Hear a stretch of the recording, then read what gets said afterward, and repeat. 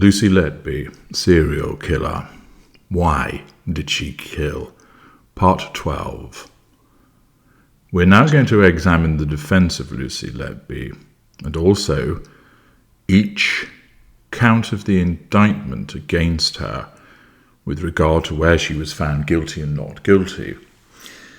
I'm doing this because it will provide you with more information in relation to what it is that she was accused of and what she was convicted of, but it also provides us with various pieces of information and evidence appertaining to her behaviour surrounding the crimes that she committed, which will prove instrumental in assisting us in determining what she is.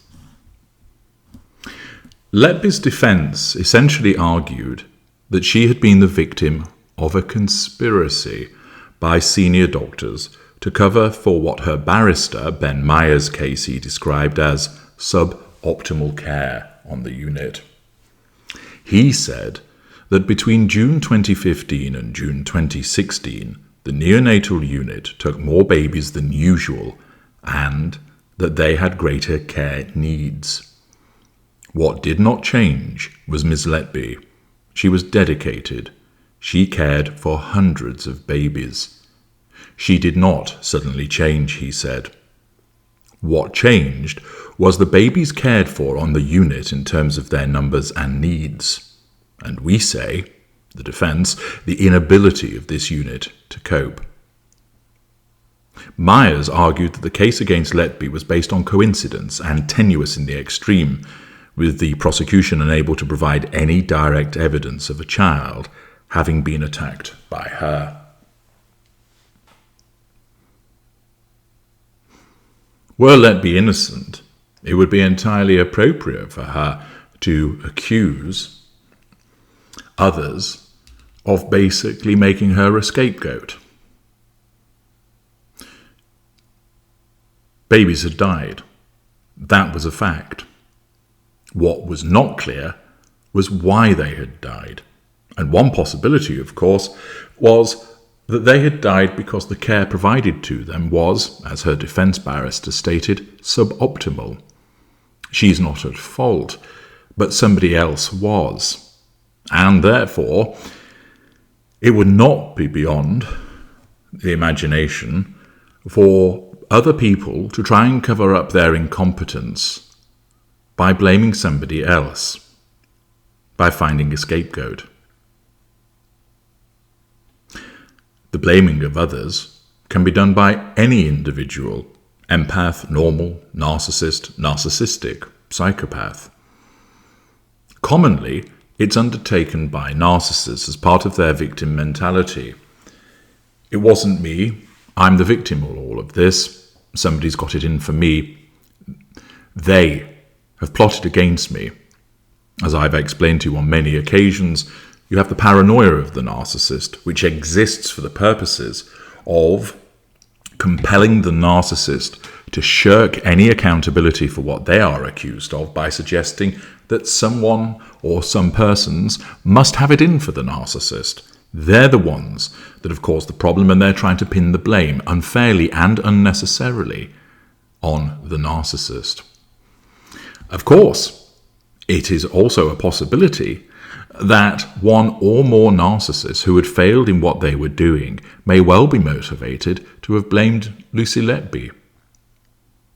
It's therefore also something that can occur because the medical profession certainly does attract more than its fair share of narcissists, particularly amongst doctors, that it might have been the case that there had been suboptimal care provided and that one or more narcissists had decided to select Lucy Letby as the fall girl in order to blame shift onto her. As you know, this defence was not accepted, and therefore we must deal with what the conviction was and what the evidence has told us. And in the circumstances, therefore, to suggest that other people had created a blame-shifting environment was not borne out, was not accepted by the jury, and instead, the individual that believed that there was a conspiracy was Lucy Letby when there was none. Lucy Letby sought to blame shift her failings onto other people. Now, of course, somebody who faces significant duress, for instance, being accused of murdering babies, even where they have emotional empathy as a normal or an empath, could well be moved to blame shift to other people. But it is also worth keeping in mind that such activity is undertaken by a psychopath, and in particular by the narcissist. It wasn't me. It was them. They had it in for me. They were plotting against me. I didn't do anything wrong. And therefore, you would clearly be able to see that a narcissist would suggest that they're out to get me, that they are the ones that are causing the problem. With regard to each baby, baby A was murdered on the 8th of June 2015. Letby was convicted and found guilty. Like many of the children Letby was accused of harming, baby A was delivered prematurely at 31 weeks. Although he was born in a stable condition, he was admitted to the neonatal unit for fluids and medication to help him grow. The court was told that he had been stable and was breathing without support on June the 8th, but suffered a rapid deterioration at 8:26 p.m, about an hour after Letby, his designated nurse, came onto the night shift. Another nurse ran to get the baby's mother, father and grandmother, who were all staying in the hospital. In a witness statement, the mother said that she was repeating the words, "Please don't let my baby die," as doctors and nurses attempted to resuscitate her son in front of her.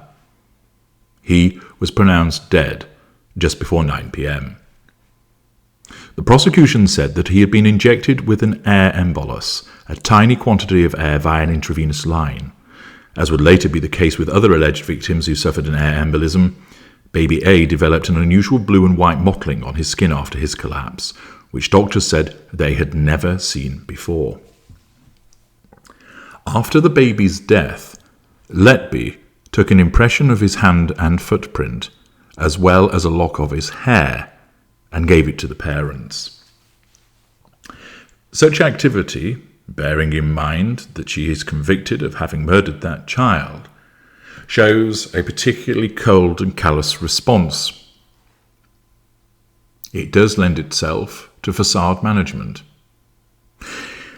The fact that she feels able, having just killed a child, to then be able to take an impression of his hand and footprint, and as well as of his lock of hair, and provide it to his parents, supports a complete absence of emotional empathy. Of course, where that emotional empathy loss comes from is what we're seeking to determine. Was this as a consequence of an external stressor, so that emotional empathy was removed temporarily? Or was it the case that it was never there to begin with? The following day, Letby searched for the parents on Facebook. This is a lack of boundary recognition.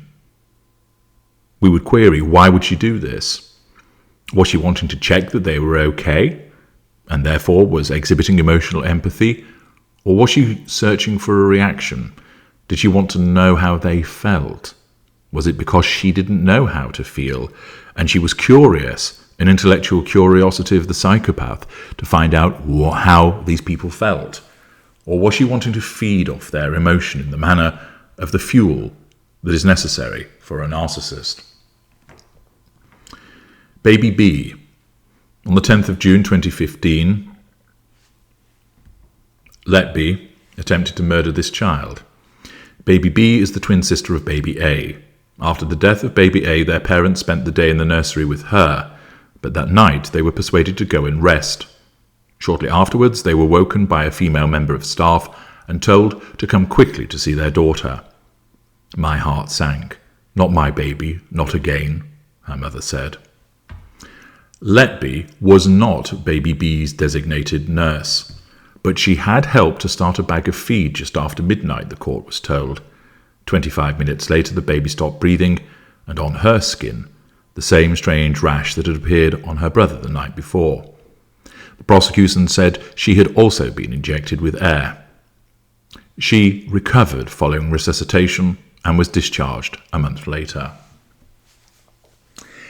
In this instance, after having killed the sibling of baby B, there is a further attempt, and this time is on the twin sister. Again, might it be that whatever it was that was causing this reduction in emotional empathy was prevailing? It's a possibility. After all, it took place just a matter of 2 days after the death and the murder of baby A. And therefore it is conceivable that somebody who would be subjected to an external stressor, which would reduce their emotional empathy, could well be experiencing that over a 2-day period. Or once again, is it quite simply the absence of emotional empathy because it was never there to begin with? Letby was convicted with regard to the murder of baby C on June the 14th, 2015. 6 days after the murder of baby A, 4 days after the attempted murder of baby B. It was the prosecution's case that the 5-day-old baby C, a boy, had also been injected with air, but this time through a nasogastric tube into his stomach, causing him to go into cardiac arrest. Another nurse, Sophie Ellis, was looking after baby C.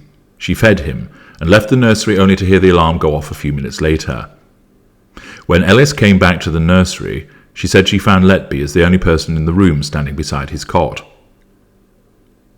Letby was the designated nurse to a baby in a separate room, whom her shift leader had told her to focus on. The shift leader, who cannot be named for legal reasons, testified that she had to keep pulling Letby from the family room as baby C was dying. Accordingly, Letby should have been somewhere else, but she was not. This demonstrates a failure of accountability to undertake her job and to obey lawful order as to where she ought to be. The fact that she had to be pulled from the family room as baby C was dying, was this a nurse who was concerned and wanted to help?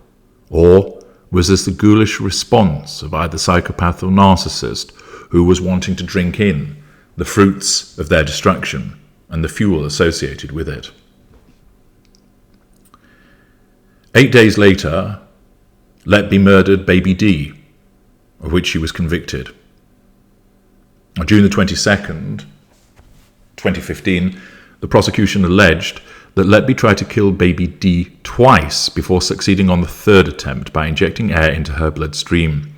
Giving evidence, the girl's mother said that Letby had been hovering around the family hours before the family collapsed. In response to the unusual number of deaths, a meeting was held in July 2015 between consultants and Alison Kelly, head of nursing. At the meeting, Letby's name was raised for the first time in connection with the deaths.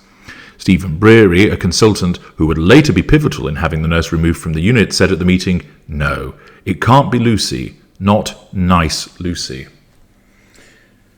Is this evidence that demonstrates that she truly was a decent person but something had gone wrong? Or was it simply that she had cultivated a very useful facade and her behaviour actually demonstrated what she truly was?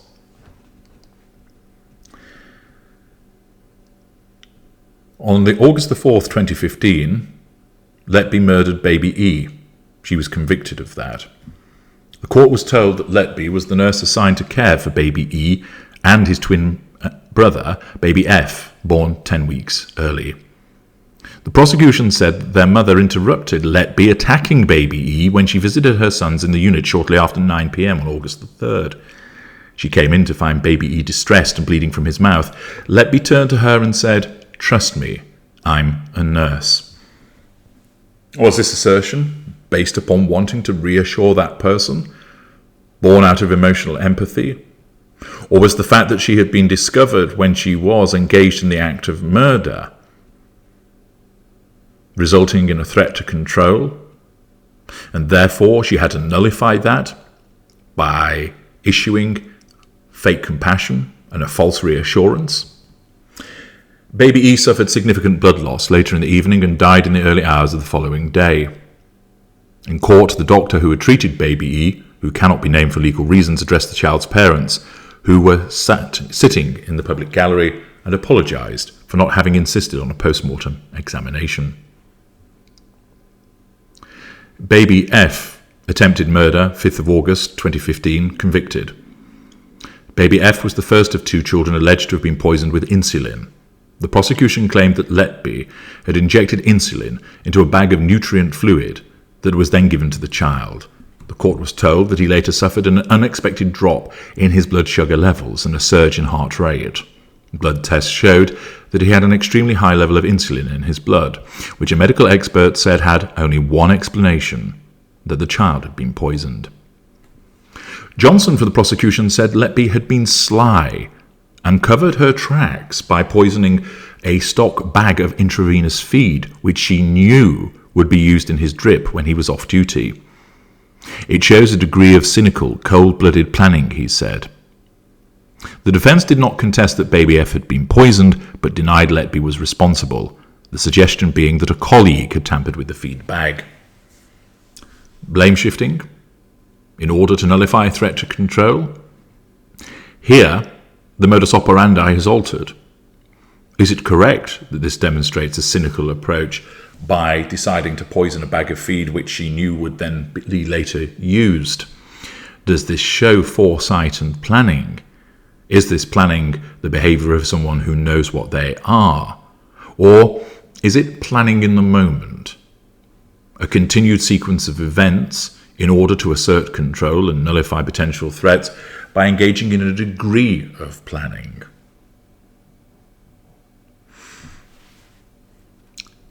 The evidence in relation to the deaths of these children and the attempted murder that Letby was convicted of provides us with very useful evidence to make determinations about.